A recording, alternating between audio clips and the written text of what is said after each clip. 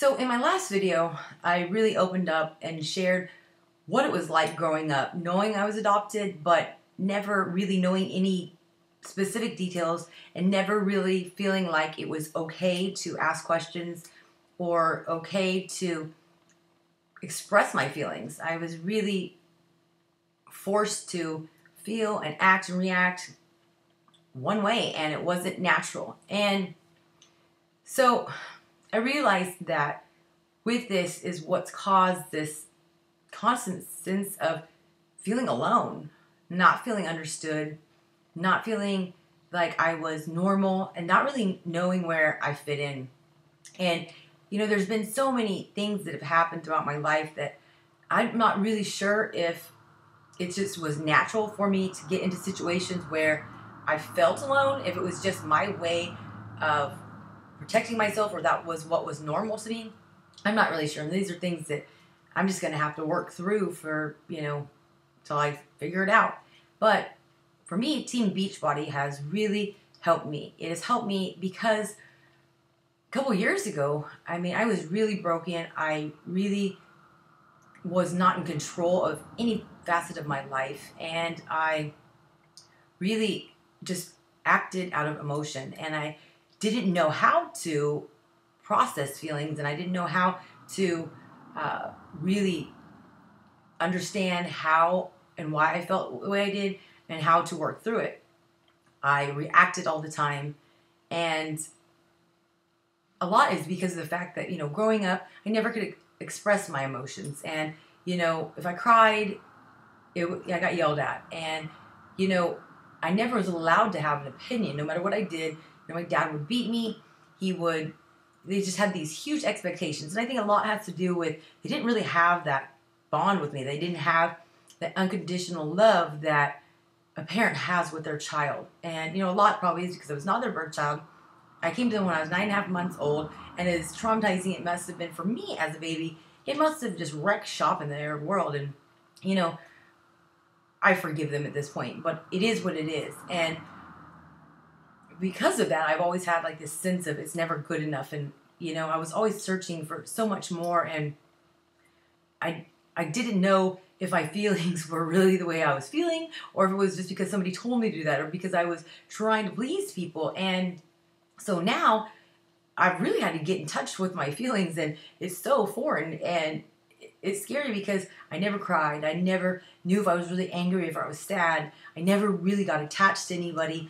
I've always had this way of just pushing people away, but yet I gravitated towards people and wanted to belong. But when I did, I just couldn't accept it. There's a reason, I'm sure, that I've been married 3 times and had lots of issues. And, it affected my relationship with my first daughter, Haley.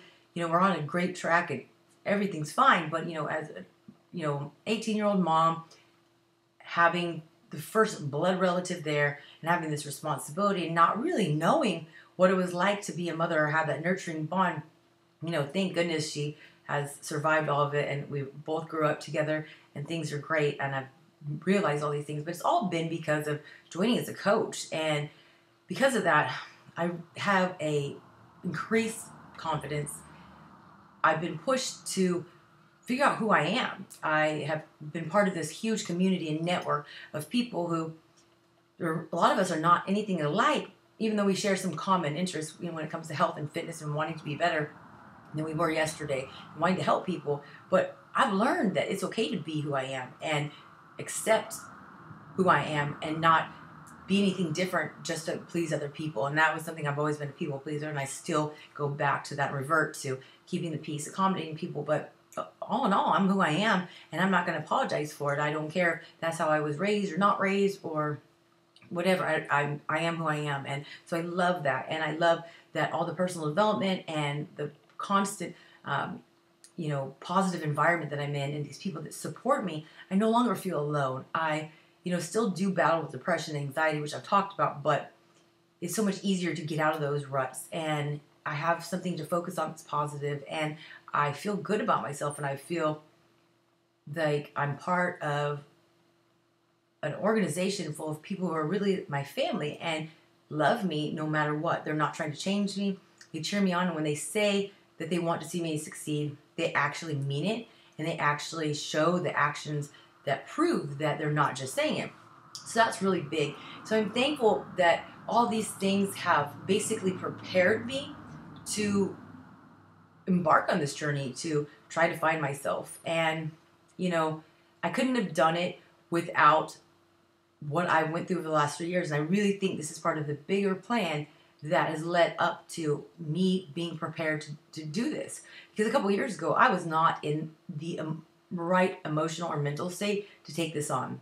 I wasn't in tune with who I was. I wasn't in control of my emotions. I let my emotions control me. So I'm thankful for that. And I'm thankful for the fact that, you know, something like that cruise that I had the opportunity is what pushed me to do this. And all the times I wanted to give up, I'm thankful for all the coaches in the community who were cheering me on, reminding me that I could do this, that it would be worth it. They were helping me, you know, figure out how to get around these obstacles that I was faced.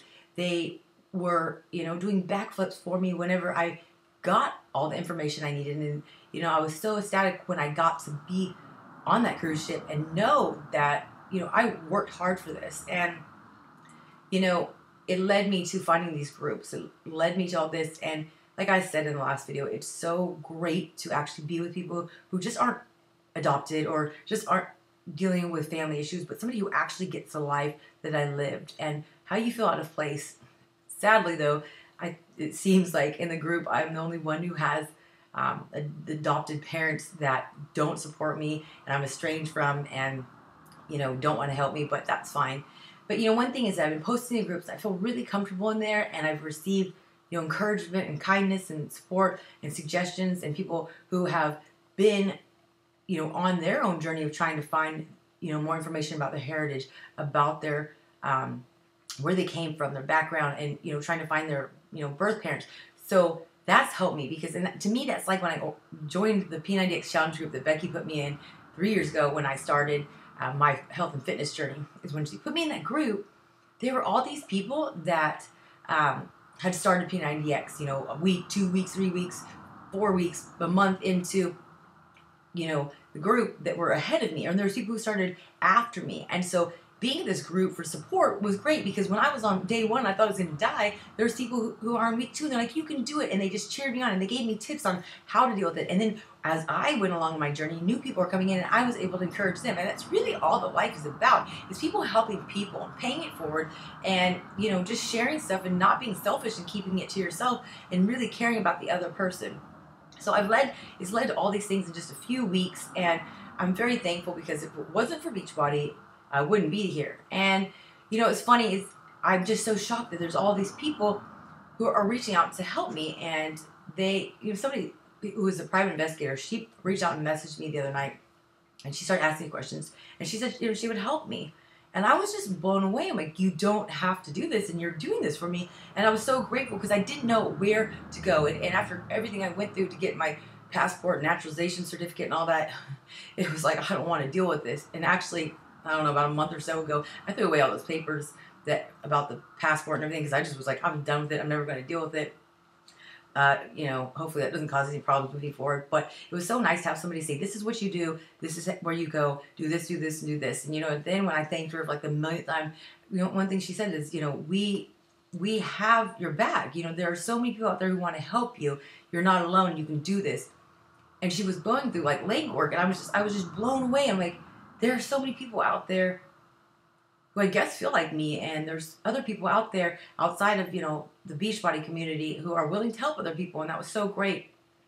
So, you know, I guess the next part that I want to share is, you know, when you don't have all the information and you are just sitting there and your mind starts turning and you start coming up with scenarios that trying to make sense of something, but you don't even know if you're even like on the right path, or if you're just bored, or if you're just making stuff up just to give yourself some sort of clarity or some sort of explanation so that you can move on or closure. That's kind of how I felt like, you know, when all this was going on, you know, I didn't know anything, and then I started to open it up, try to find stuff, and then there was nothing. There was just this big question mark, and then it just, my mind got going, and then, you know, it was like, oh God, you know, now I know nothing. It was just mind-boggling. So this private investigator, she, asked me all these questions, and I gave her the information that I had about myself. And one thing that I thought was very puzzling is that there's no record of me in the county that I was supposedly adopted in that year under any of the names. And that was kind of what I ran up against when I started all of this to try to get my passport and everything. And then, once I was telling her everything, she said, "Oh, well, if you were adopted from Korea," which, the story that I was told is that I was adopted from Korea, and that the foster person brought me on a plane from Korea to LAX in Los Angeles. My parents got me and then brought me back up to, Northern California and their home. So they were like, "You need to have a passport." Well, then I started thinking, with all the mess that I went through, and back forth, letters, calls, all these things to the INS to try to get up my passport and the naturalization certificate and all this stuff, there was no record of me ever having a passport.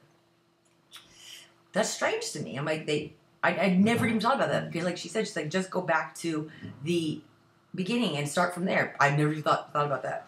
But it's strange that in all the correspondence, all the stuff about trying to get a passport, there was no record of me ever having a passport in the system. Nothing. So that was strange. There's no record of me in the county of anything about my adoption. I've never seen the naturalization certificate. I've only had a copy of it that my parents sent me. The court ordered registry, like it's a delayed birth certificate or something. It came from Korea. I've never seen the original. I've only had photocopies. And then whenever I was asking him for all this, the only thing they sent me was my California birth certificate. And I'm thinking, like, why would you send me that and pay for me to have that?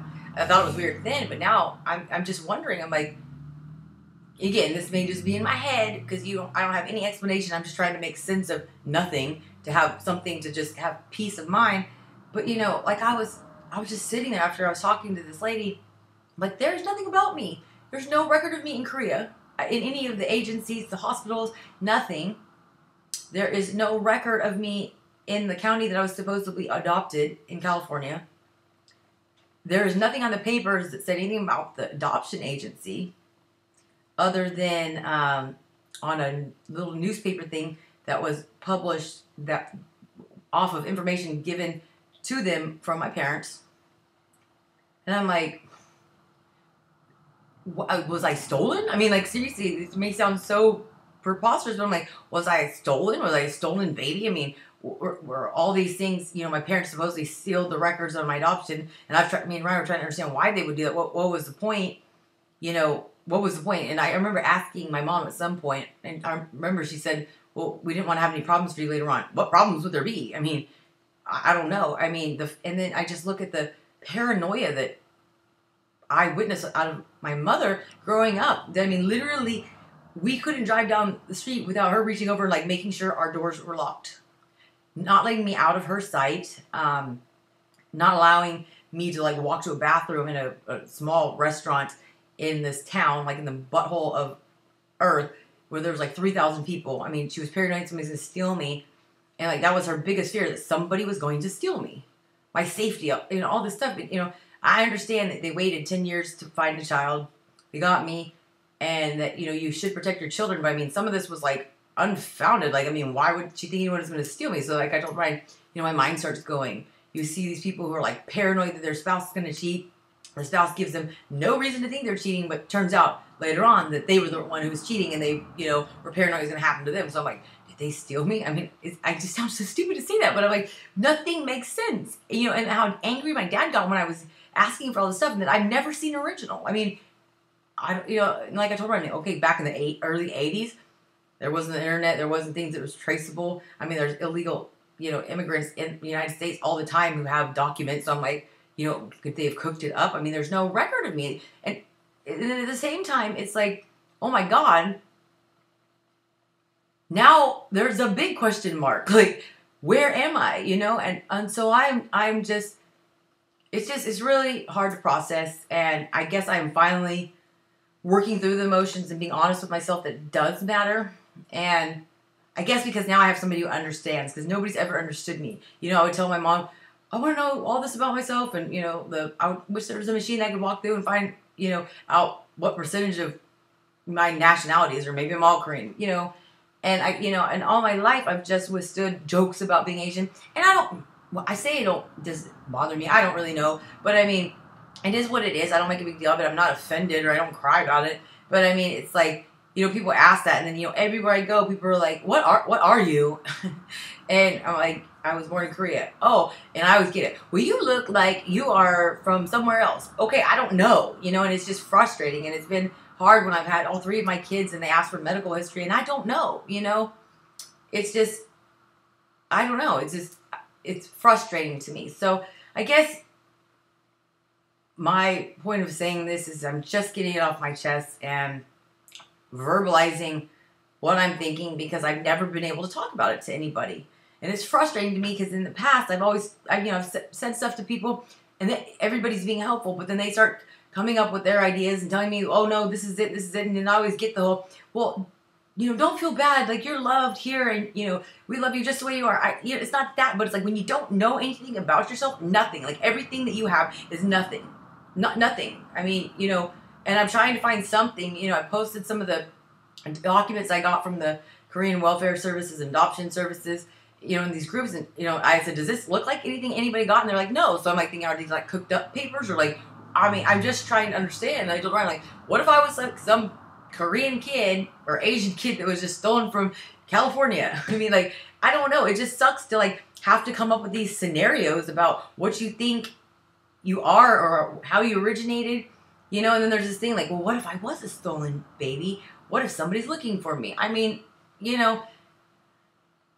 But then there's what if somebody's in Korea and my mother is there and we can't, there's a language barrier, or she doesn't want to see me, or she's never told anybody about me. I mean, there's just, everything about me is just a big question mark. And, you know, one of my friends who's adopted too, she was, you know, adopted by somebody of the same race. They're Caucasian. So, you know, you could obviously escape through life without other people making such an open, big spectacle about it, and lots of questions and a lot of speculations, you know. But like she said, that there was always just this emptiness inside, and, you know, it did affect her relationships and her love life, because she was always, where she was at, it was, you know, it's one thing my mom said, it's never good enough for you, and you always want more, and you're always this and this and this and this. But it was just that you're missing something. Like she said, she was like, it was never enough, and she was missing something, always looking for it, and went looking in the wrong places. And, you know, that was my way. And, you know, I've dealt with anxiety and depression, and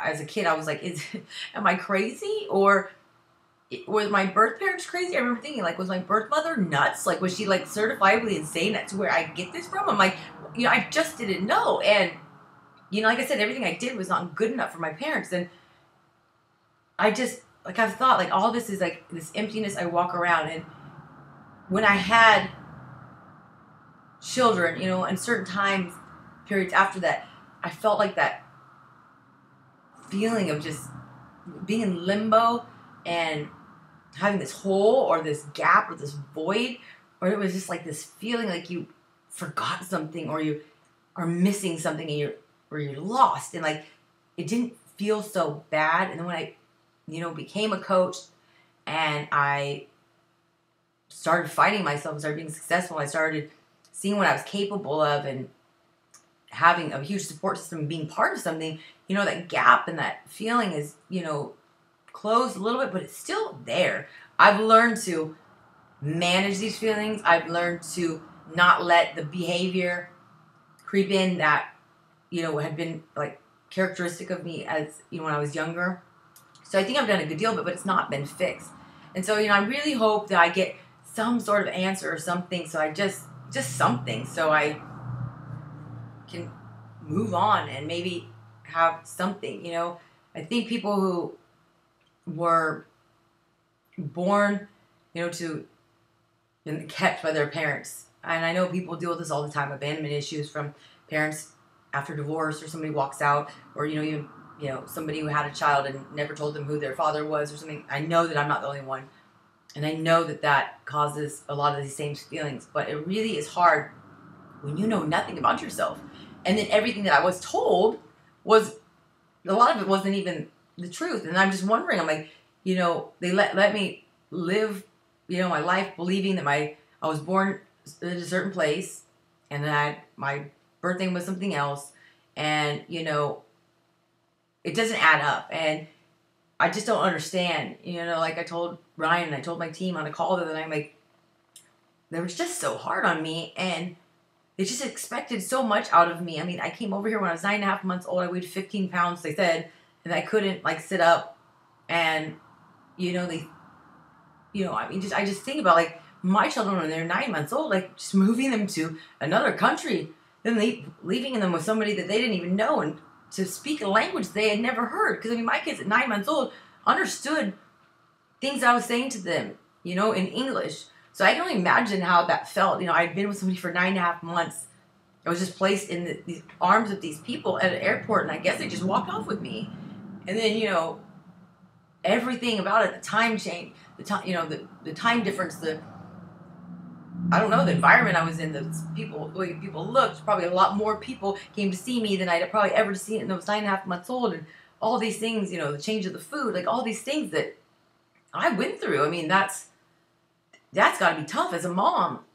Like I said, thinking about my children at that age, I couldn't imagine that. Like, I hated leaving the kids with somebody at 9 months old because I was like, they didn't know their schedule or anything. I was like just taking off, and I just really wonder, like, my parents, you know, tell me all the time that I'm a bad person and I've made bad decisions, and they tell me I'm selfish and I'm a horrible person. They write me these letters where all they do is just tell me how selfish and how horrible I am.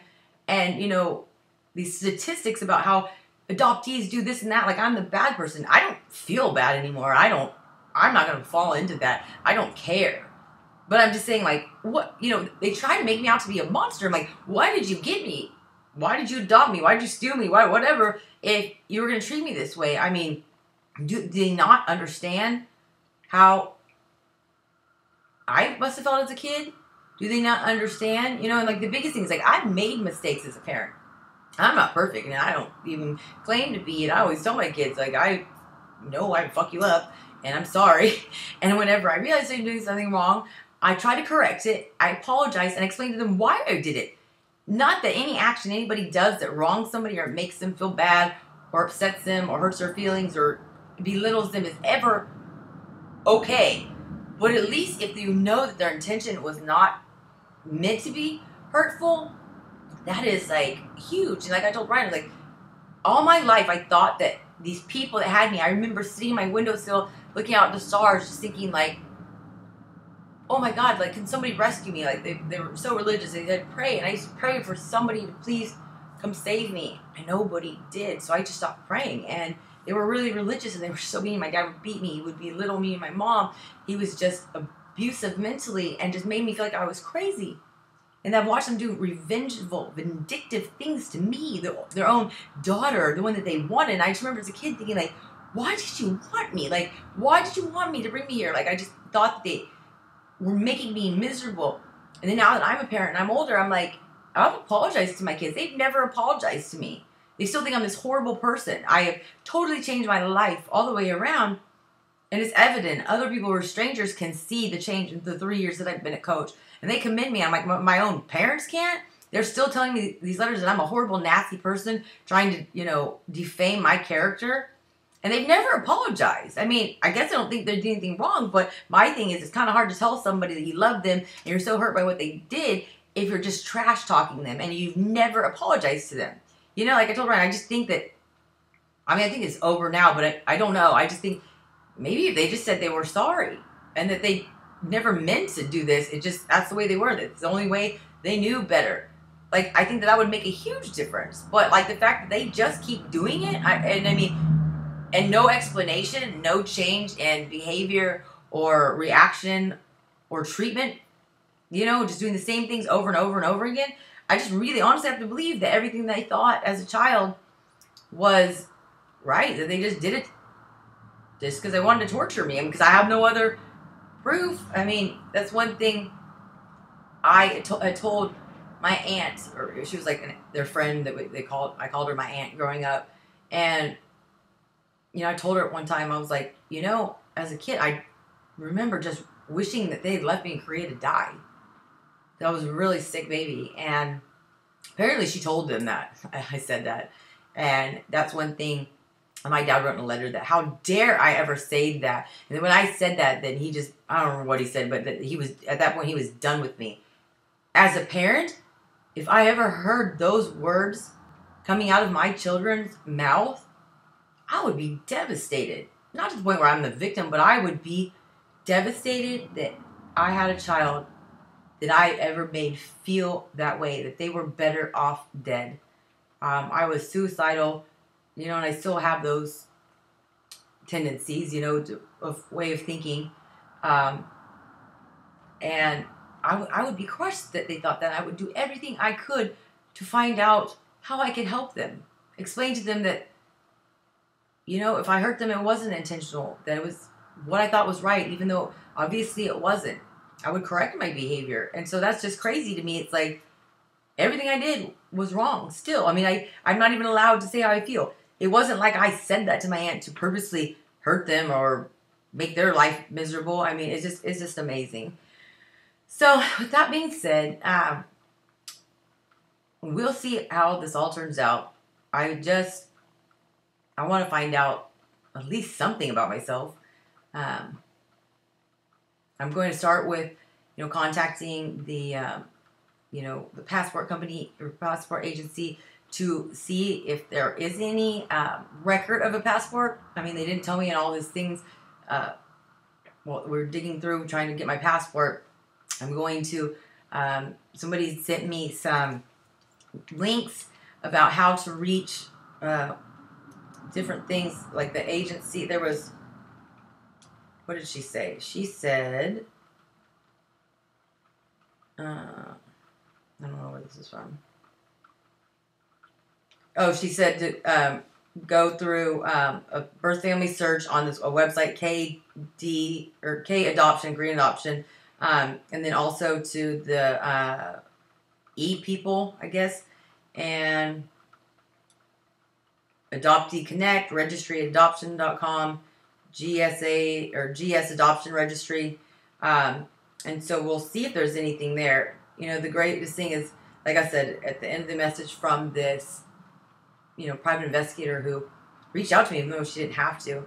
She said, keep me posted, sleep well. There are a lot of us out there to help you. So nice to realize I'm not alone. And it was just crazy. Like, after she sent that message, all these things were going through my head. Like, I shared, like, all these questions and, like, assumptions and, like, trying to make some sense of it or come up with something that made sense. And, like, for the first time in my whole entire life, I cried about it. And I just realized, like, I've never cried about this. I've always, like, been like, it's no big deal. I'm okay. And so I guess I'm saying now that I'm not okay. And I don't want sympathy or anything. It's just, it's so nice to be able to actually say, I'm not okay. And not have to say, I feel a certain way just to keep the peace. So stay tuned. Hopefully we'll find some exciting news and I can have people to celebrate it with me.